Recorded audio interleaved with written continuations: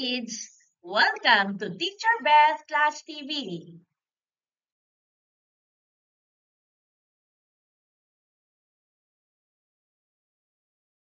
Ngayon ay ating tatalakayin ang mga kasapi ng pamayanan na tumutulong sa ating pamilya at sa paaralan. Sa araling ito, ating matutukoy ang iba pang kasapi ng pamayanan na tumutulong sa atin sa ating pangangailangan sa araw-araw. Handa ka na ba? Nakikilala mo ba ang mga kasapi ng iyong pamayanan na nakatutulong sa mga mamamayan? Naaalala mo pa ba ang ibig sabihin ng mamamayan at pamayanan? Sila ang mamamayan. Mamamayan ang tawag sa mga taong magkakasamang naninirahan sa pamayanan. At ito naman ang pamayanan. Ang pamayanan ay lugar kung saan nakatira ang mga mamamayan. Sila ang ilan sa mga kasapi ng pamayanan. Sila ang mga katulong at katuwang ng mamamayan sa pamamagitan ng paggawa sa kanilang trabaho o tungkulin. Mga kasaping tumutulong sa kalusugan ng pamayanan. Doktor. Ang mga doktor ang gumagamot sa mga taong may sakit. Sila rin ang nangangalaga sa ating mga kalusugan. Nurse. Ang mga nurse ang katulong ng doktor sa paggagamot at pangangalaga ng mga taong may sakit. Dentista. Ang dentista ang nangangalaga sa ating mga ngipin. Mga kasaping tumutulong sa kalinisan at kaayusan ng pamayanan. Kaminero.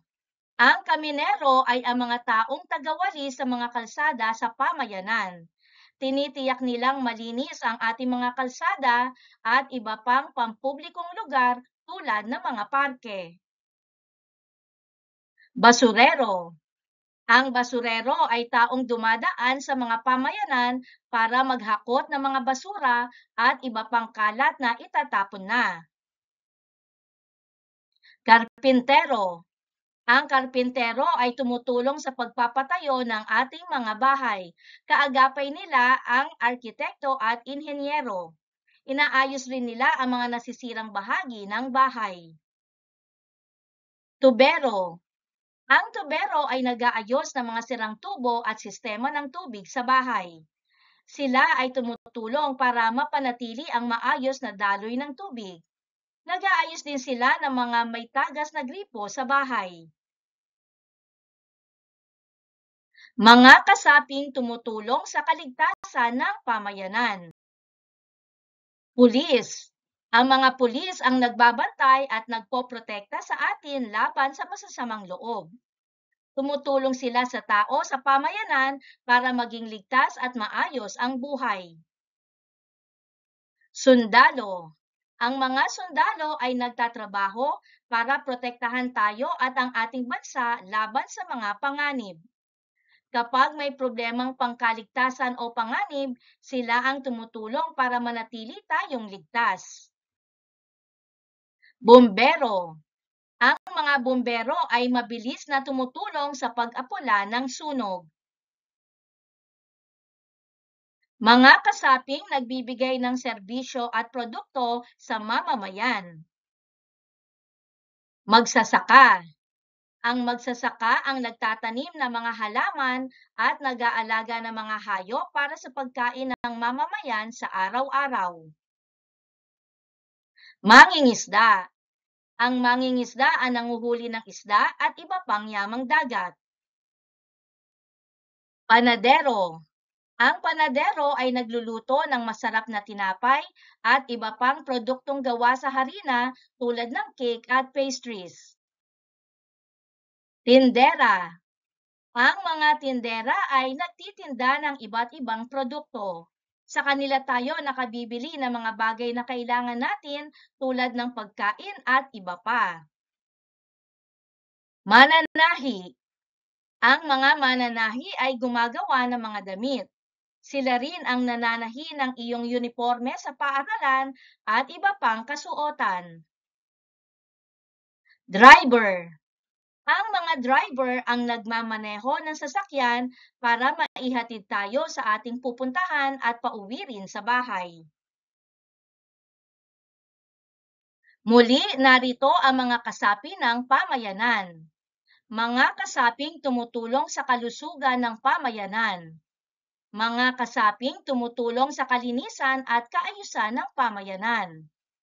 Mga kasaping tumutulong sa kaligtasan ng pamayanan. At mga kasaping nagbibigay ng serbisyo at produkto sa mamamayan.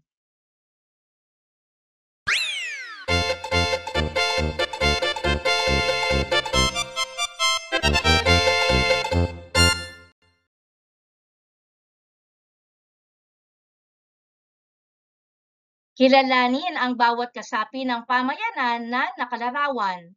Maaari mo ring isulat ang iyong sagot sa iyong kwaderno. Narito ang unang pangkat ng mga kasapi ng pamayanan.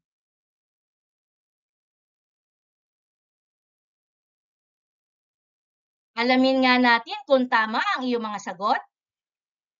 Pulis, panadero, driver, sundalo, tindera, bombero, mangingisda, doktor.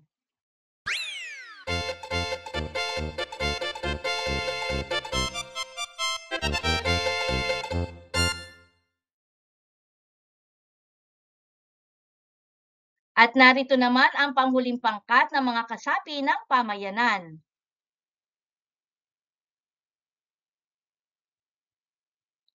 Alamin natin kung tamang muli ang iyong mga sagot. Nurse, magsasaka, tubero, karpintero, mananahi, kaminero, dentista, at basurero.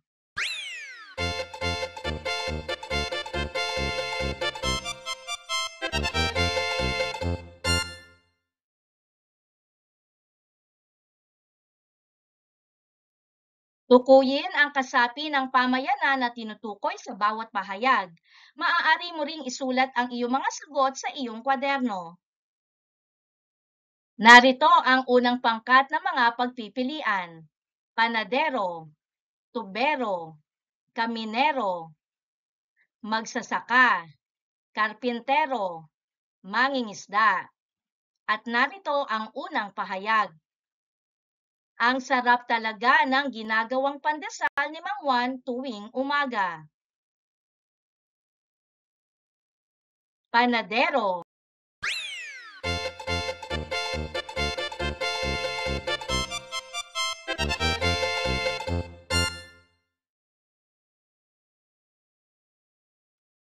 Hayan na ang truck ni Mang Berto. Hahakutin na nila ang mga basura namin. Basurero.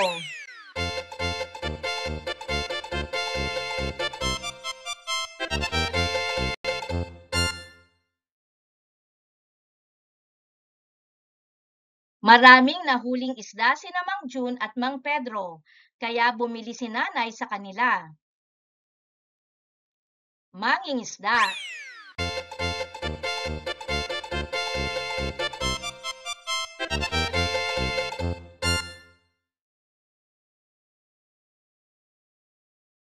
Malinis ang daan papuntang paaralan namin. Masipag kasing magwalis ng kalsada si Aling Ana. Kaminero.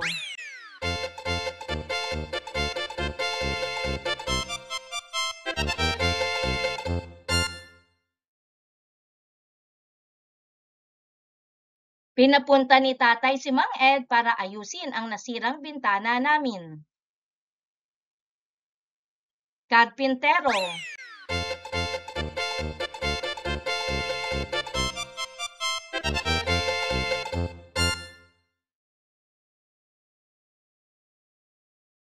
Naayos na ni Mang Ariel ang gripong may tagas sa lababo namin.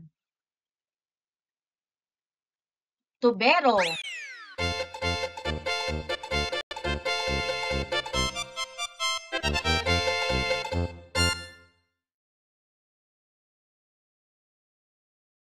Narito naman ang ikalawang pangkat ng mga pagpipilian: doktor, nurse, dentista, pulis, sundalo, bumbero.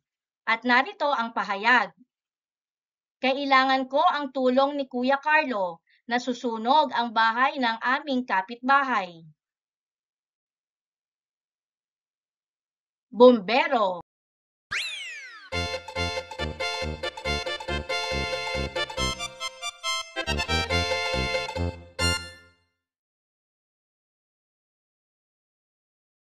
Pinoprotektahan ni Kuya Lance ang aming lugar. Sinisigurado niya na ligtas kami sa mga masasamang loob. Pulis.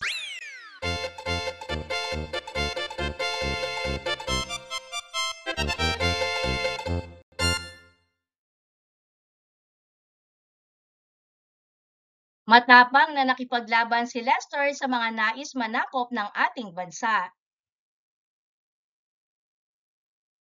Sundalo.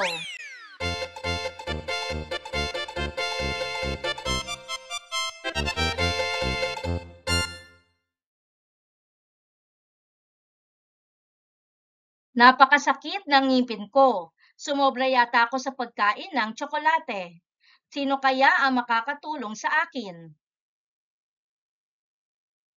Dentista.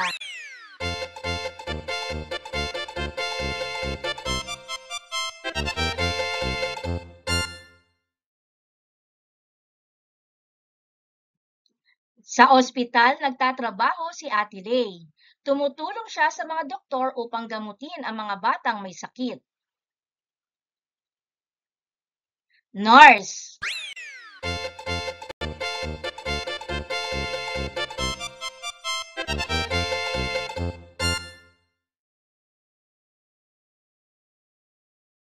Nais kong tumulong sa mga taong may sakit.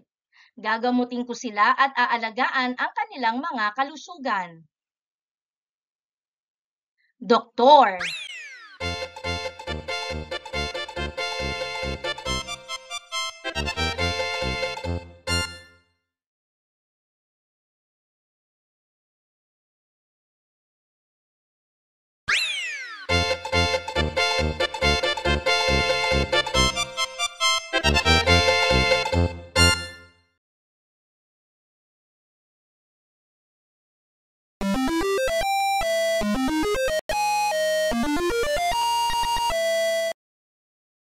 Thank you for joining me. Let's learn, play, and grow together. Teacher Beth Class TV. Subscribe, like, and share. Thank you.